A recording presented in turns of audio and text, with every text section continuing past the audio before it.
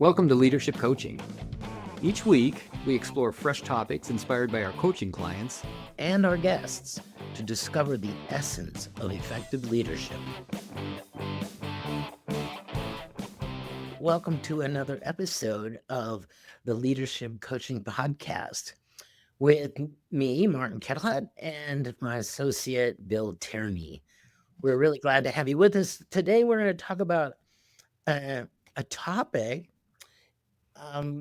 that is something to consider here at the holidays, but also throughout the year. And it's about the need that we have to be alone sometimes, solitude.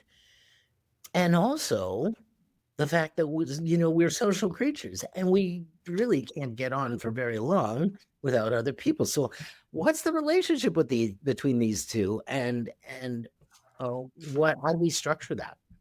That's our topic. And I'm thinking of the movie. What was it called with Tom Hanks on the island? Do you recall which one I'm talking about? Yes, and he has that ball there with the Wilson that he's talking to. Yes, I was going to say Scavenger, but it's not Scavenger. It's Castaway. Castaway. What a great movie. Anyhow, that movie came to mind as you're talking about being alone and how hard it is to not have people around, and yet how hard it is to have people around sometimes. Right? Yes, right. Wasn't it the 20th century French philosopher Jean-Paul Sartre who said, "Hell is other people"? I can think of some other people that it would be hell to have to spend much time with. I don't know that I would generally across the board agree with him, though. So I'm asking, is there a way that to structure that we're supposed to see, like, oh, you need 50-50. That's it. You just need 50% time by yourself.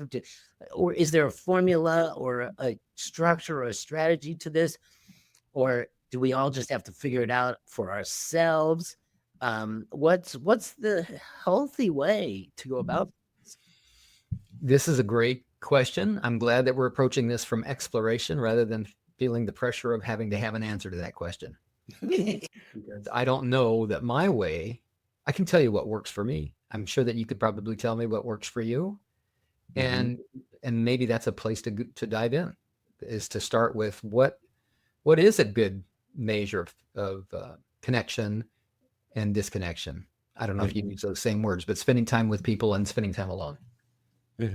Right. I like a lot of alone time. But I also like connection. I mean, I wouldn't be able to be a coach if I didn't enjoy connection. Right. And so what's the ratio of that? If I had to guess, I would say I need at least 20% alone time. In my waking hours, I need to be alone about 1 hour out of every 5. Maybe 10, 12 minutes out of every hour.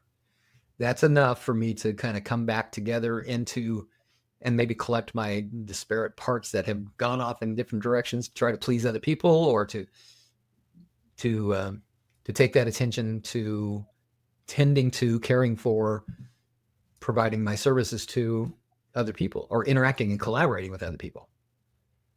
So you're pointing to something really important here. By the way, I think it might be about the same for me. Now that you stated it in such bald terms, I went, I think that is about what I do too.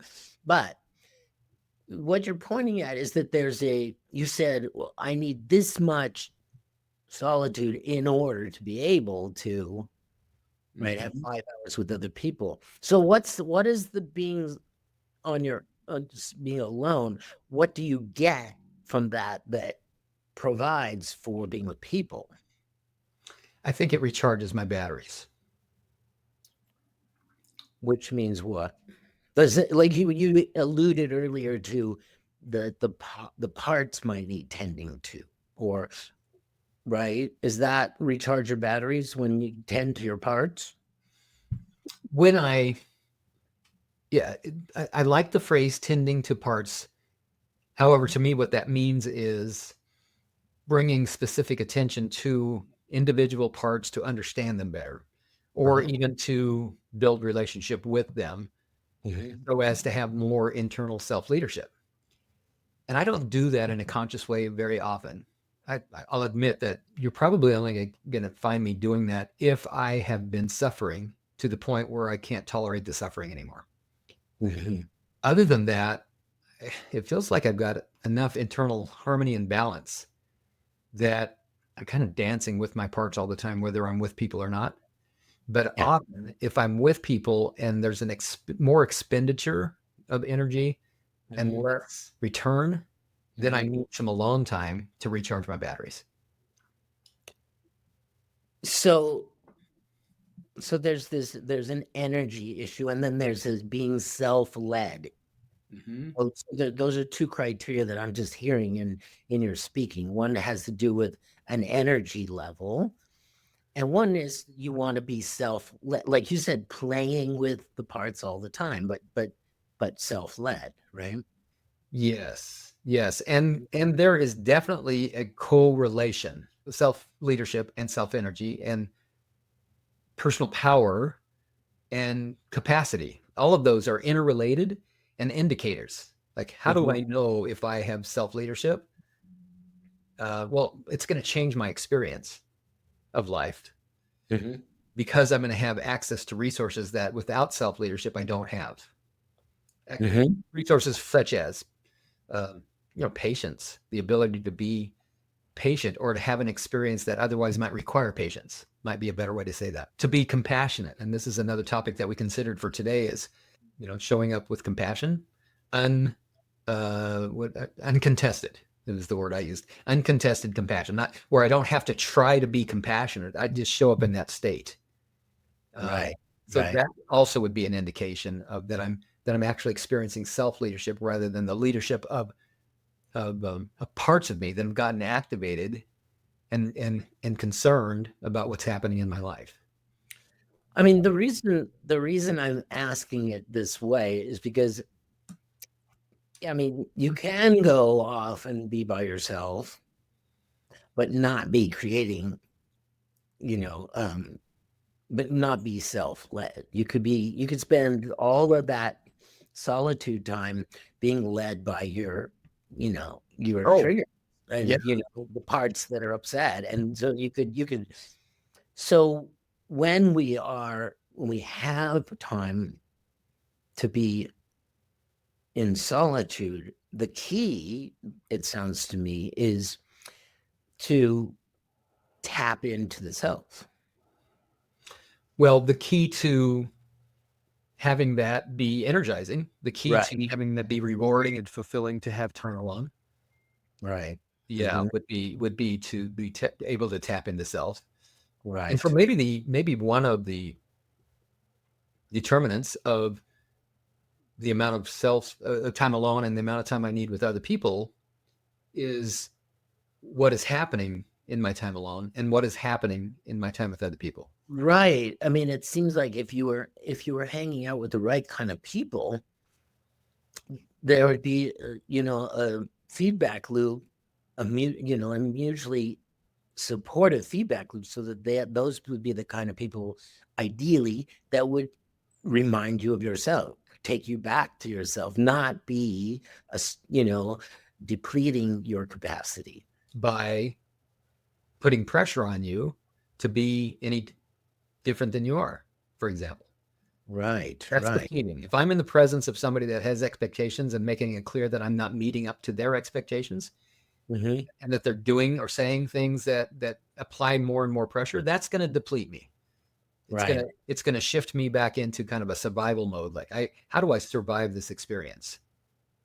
Hmm. Whereas Hmm. if I'm with people who seem to be just really accepting exactly who I am without any agenda or evidence of an agenda that they're trying to get me to change, that's going to generate more energy. I'm going to be more energized. I'm going to want to spend more time with them.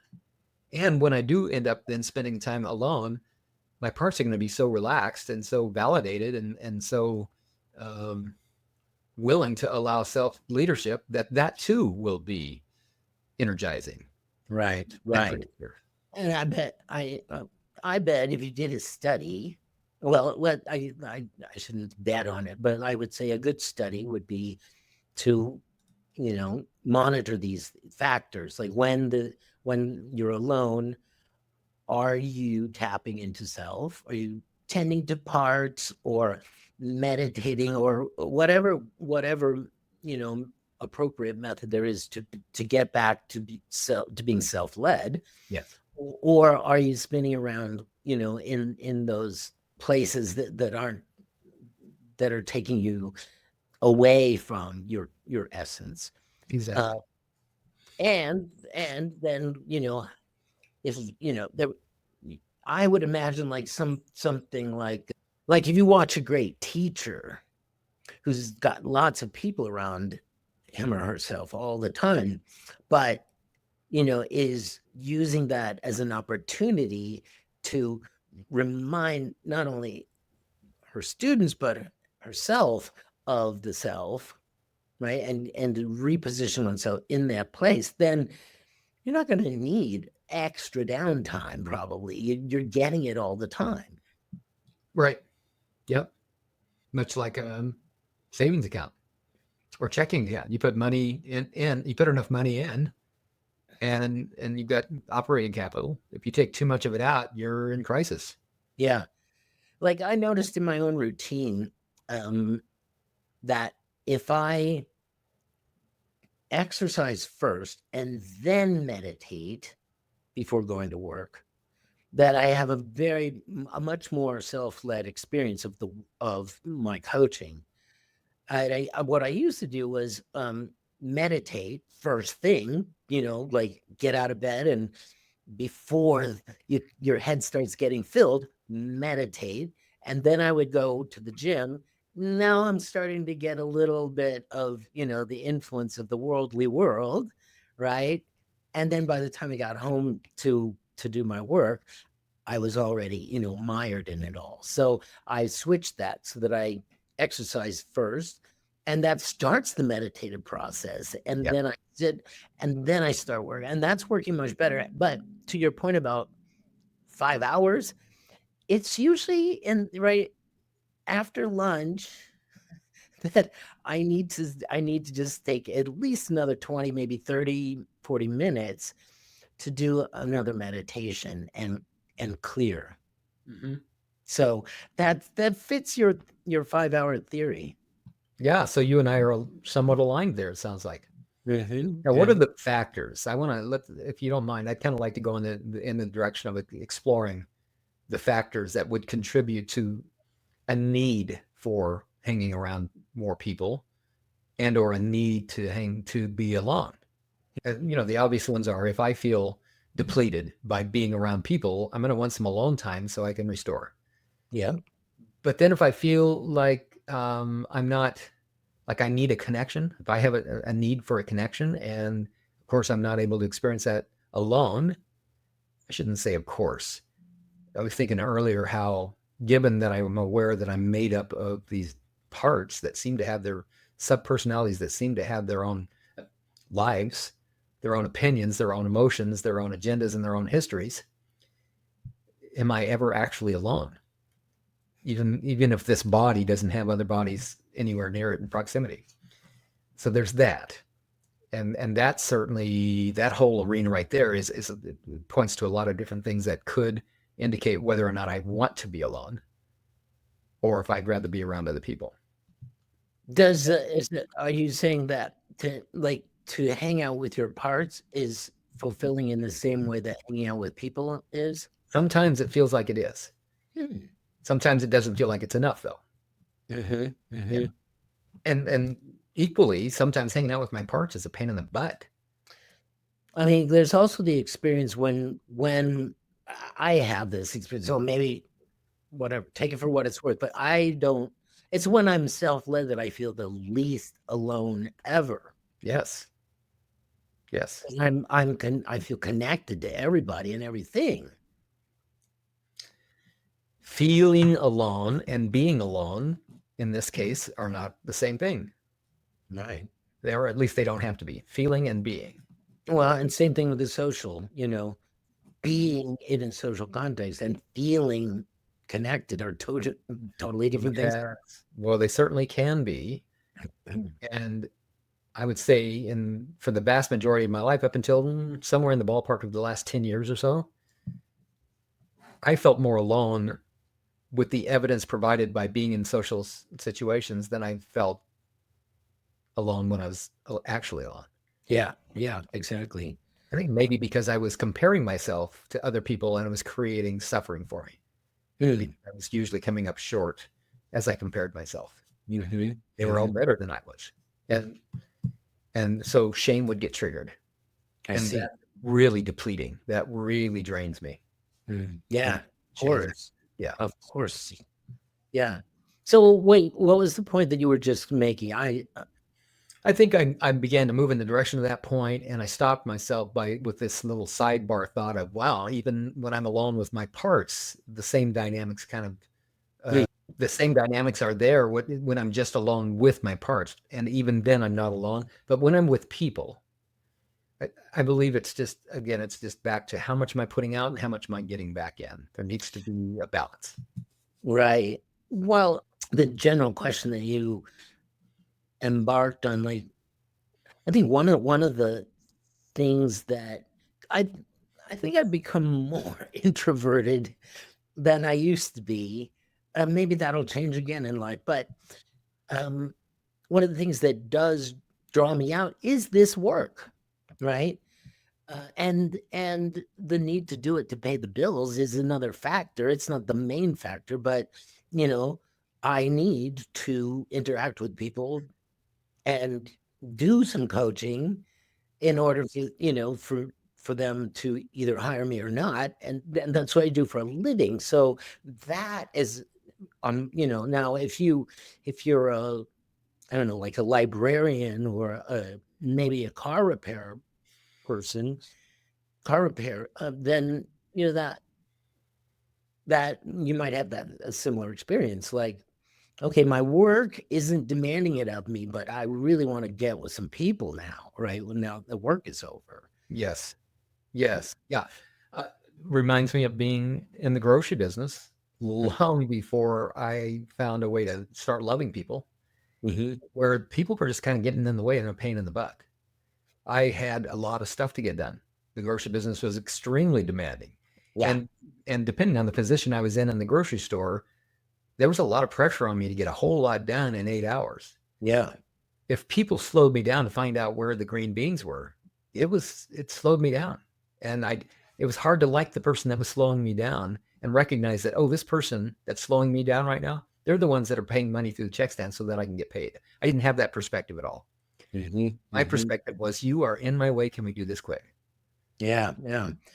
I think that might have been a general thing with people working in the grocery business, because now, at least around here, every grocery store, you could ask the most trivial question and they don't say aisle 5 or it's on the other side. They walk you there. Yeah. The cheapo grocery stores and the nice ones, both. It's like a policy now. Interesting. Walk the client to the answer to their question. And it didn't used to be that when I was young, but it is now. Boy, I didn't do that. That took way too much time. Now, Right. once I started liking people, that changed. I wanted to spend Yeah. more time with them. It wasn't that I wasn't interested in being productive, but a couple of things happened there. One, the longer I was in the grocery business, the better I got at doing things efficiently, and the less time it took to get the same amount of work done. Mm-hmm.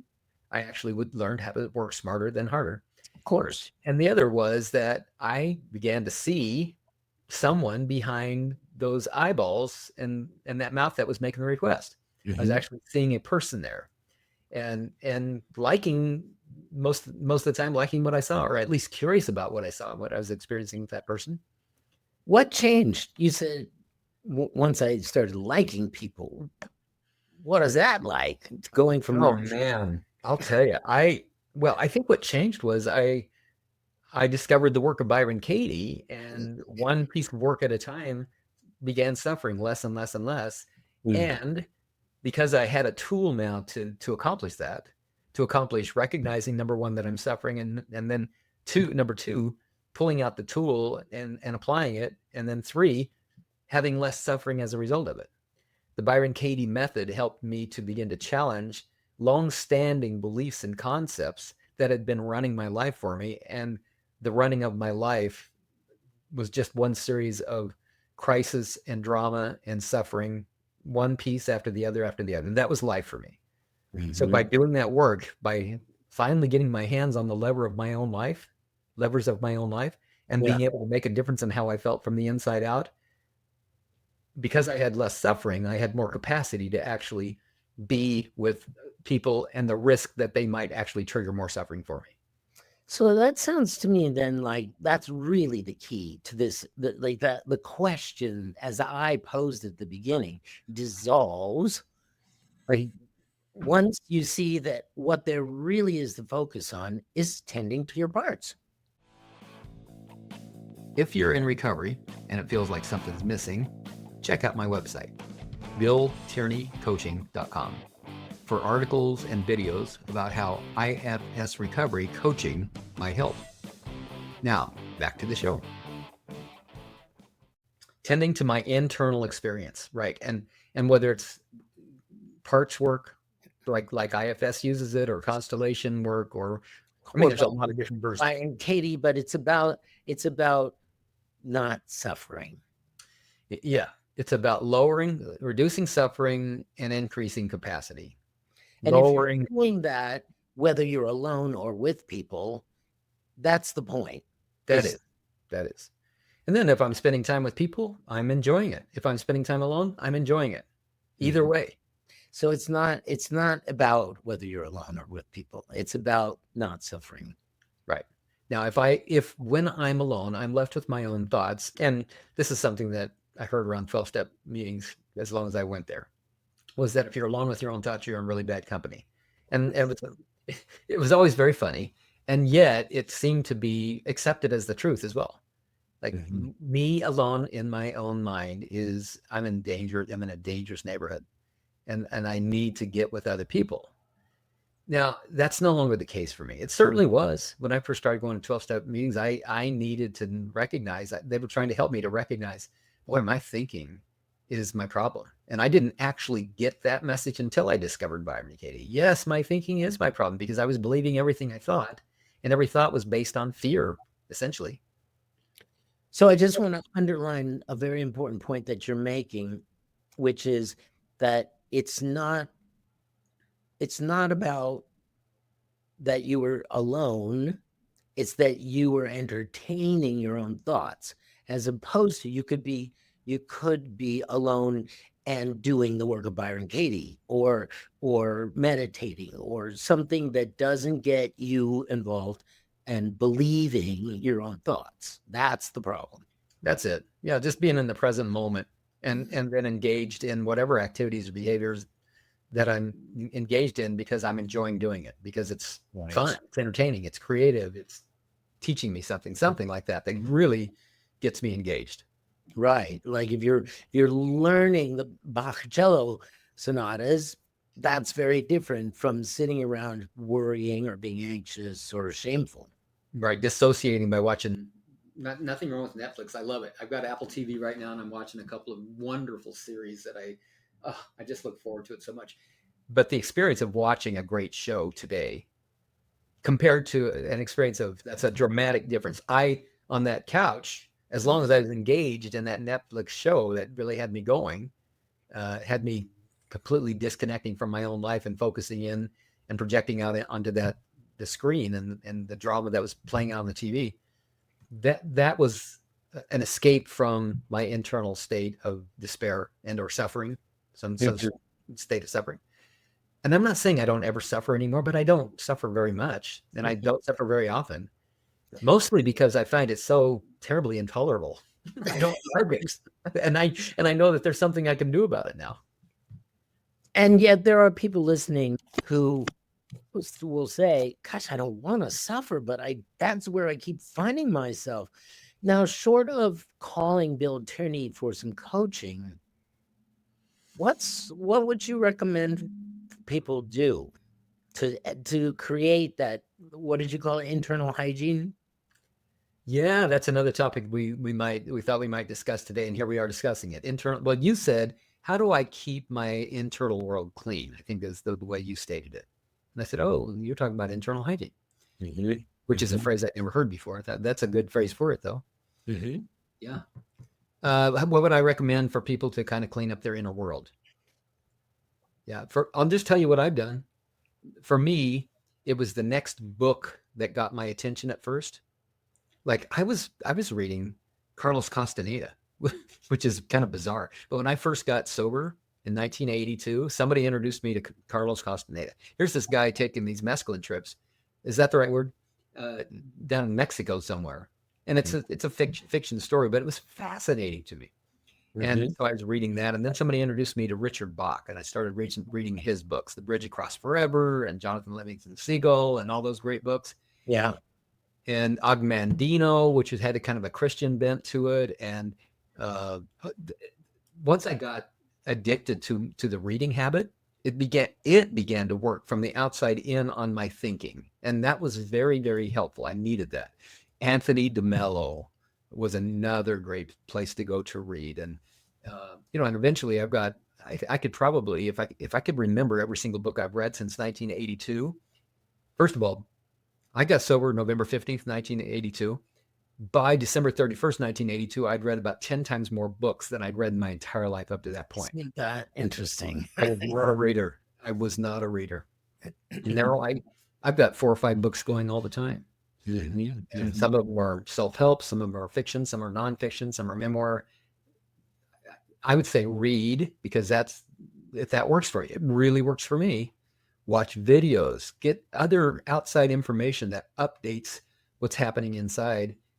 But we're not talking about just going to YouTube and randomly watching what the algorithm shows you. We're talking about No, these are readings and videos that are designed to put you back in charge of your life. yes, exactly. Some people really like teachers like Deepak Chopra or Michael Singer, uh, Mhm, the, mhm, um, who the Power of Now, Eckhart Tolle. Uh, mhm, so all of that's outside information coming in and meeting up inside with information that completely argues with that. And I really encourage people to do that, to begin to challenge their own thinking, and then find a method for actively, proactively challenging your own thinking. mhm, mhm. Softener, open up, recognize that you probably don't understand everything. You don't know everything. Attend the Landmark Forum. I'm just telling you stuff that I did. That blew me away. It I would. love hated that. I just hated it. And I think I went 3 different times. I loved it because I didn't know what new thought bomb was going to come my way and explode what I thought I already knew. Right? I It also does. did, It will do that to almost oh, every man. being. And I also didn't like the pressure that I needed to keep coming back and bring other people with me. I didn't like that much, but so that was the hate part of it. Mhm, mhm. Once I discovered Byron Katie, I began to invest in those kinds of experiences on the weekends. Go see Byron Katie. Go to one of her events. Mhm, mhm. And if they're the right kind of people, or if you're engaged in the right kind of relation, or activity or conversation with them, sounds like people could be, like if you're just sitting there convincing yourself of the misery of life, it might be time to just go out and be with some other people, Yes, absolutely. well, who won't indulge that conversation, who will indulge the greatness, the beauty of being alive. I was just telling Kathy this morning, and then this ties in. I couldn't agree more with you, Marty, with that last statement. Um, about 3 years, I suppose, after I got sober, my wife and I moved to Hood River, Oregon, and I met a man there, Bob Stanfield, who was in the AA meetings where I attended, but he was also going to adult children of alcoholics meetings. And I'd never heard of that before. Mhm. And living in Hood River, we were just a mile and 15 minutes from Portland, Oregon, where we could just jump in my car, jump and head down the Columbia Gorge, be in Portland Saturday morning for an ACA meeting. And being around other people that grew up in highly dysfunctional families as I had, woke me up to the awareness that what I experienced wasn't normal. What I experienced was abuse, neglect, and trauma. It was shocking to realize just how um, handicapped I was based on my traumatic childhood. Mm. At first, I wanted to discount what others were saying as they characterized what they were describing as trauma. Heck, you think that's bad? So I did a lot of comparing at first. Like, you're complaining about that? This is what happened to me. And pretty soon I realized, oh shit, this really handicapped me. This really burdened me. No wonder life is so hard. So it was very mind expanding to realize that, Mhm. number one, I shouldn't put as much pressure on myself to be any better than I am at life than I am. Where was it modeled? And number two, here's a group of people that are trying to figure it out for themselves. Maybe we can do it together. So I want to highly recommend also, if you can find a group that had a similar experience to what you had, whether it's adult children of alcoholics in a 12-step meeting or AA or Al-Anon, any of those 12-step meetings, you know, it's ups and downs and it's pros and cons, but being around other people who, like you, are interested in having a different experience of life, Mhm. I strongly encourage you to check. And for some people, that's church too. Well, I was just going to say, besides reading the right things and being with the right kind of people, another thing that occurs to me, well, from personal experience, is offering service. Like that day that I spent at the food bank in Denver. I can't explain it, but I came away from there really happy. Yeah. And when you sing in the choir at church, Mhm. it's all you're giving your voice and you're Mhm. opening up to God or to at least to the ensemble, right? And that puts you in that place too. So, I know that it has actually worked for me sometimes when I'm in a really nasty mood. I will purposely look for somebody to be of service to, like if I have to go to the grocery store, I'm consciously looking for because I know that will transform my sense of myself if I can offer, just be there for another person, Mhm. get out of my head and into the bigger picture. So those are really good. The readings, the socializing with people, and then being of service. I love what you're saying about being of service. That's another thing that 12-step did for me. That Exactly.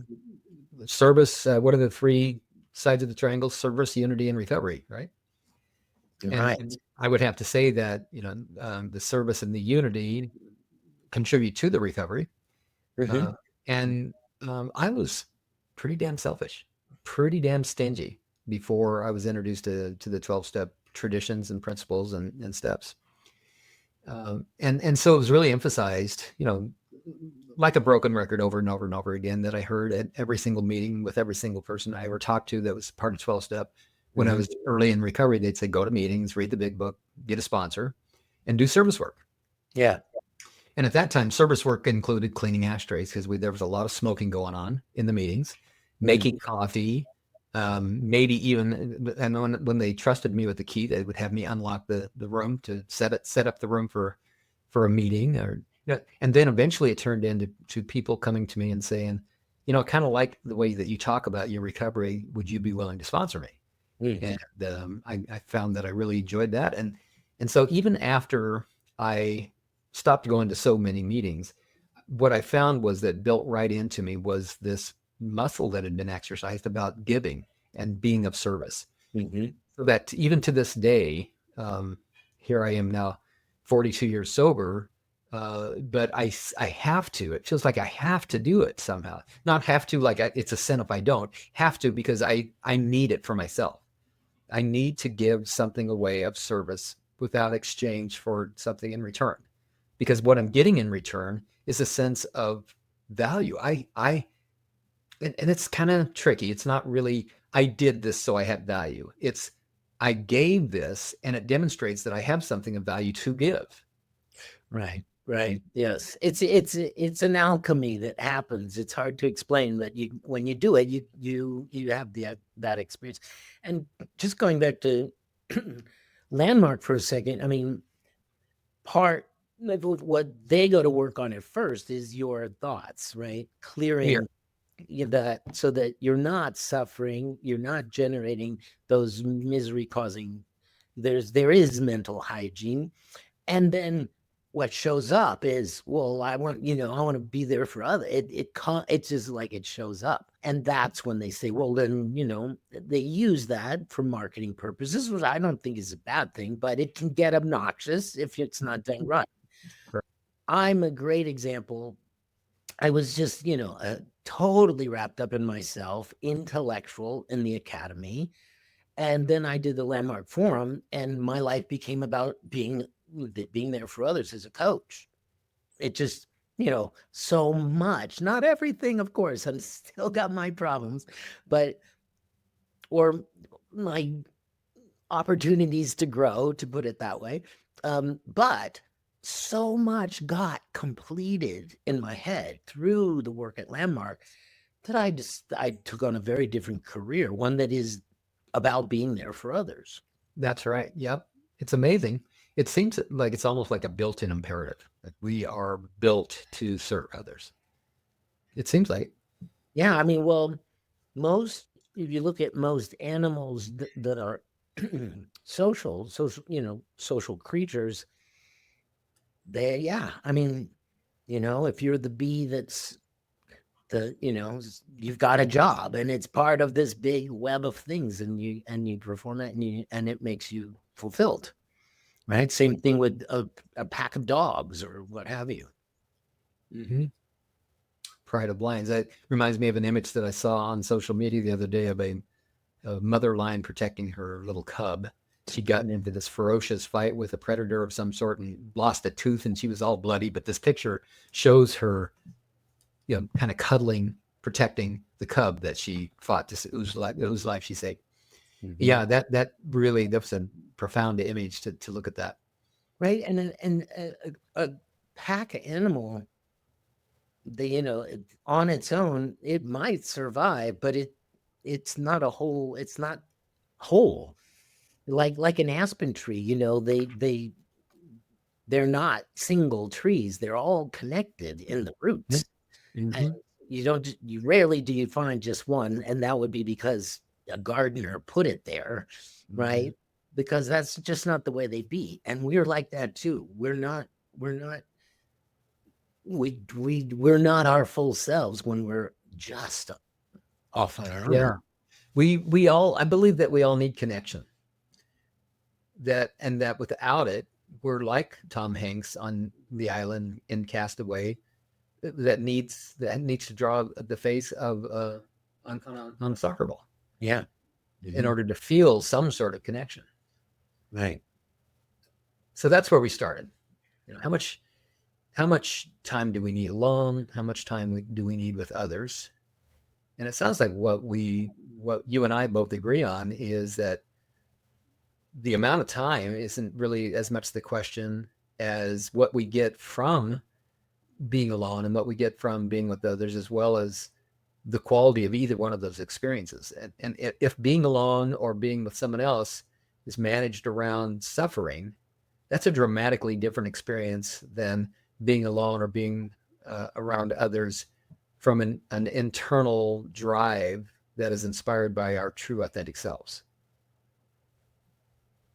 I think I wouldn't want to say anything more after that. That was perfectly stated.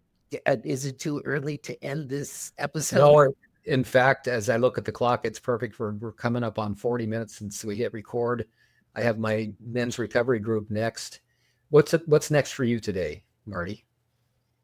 My men's group is here this evening, so I need to clean the living room up.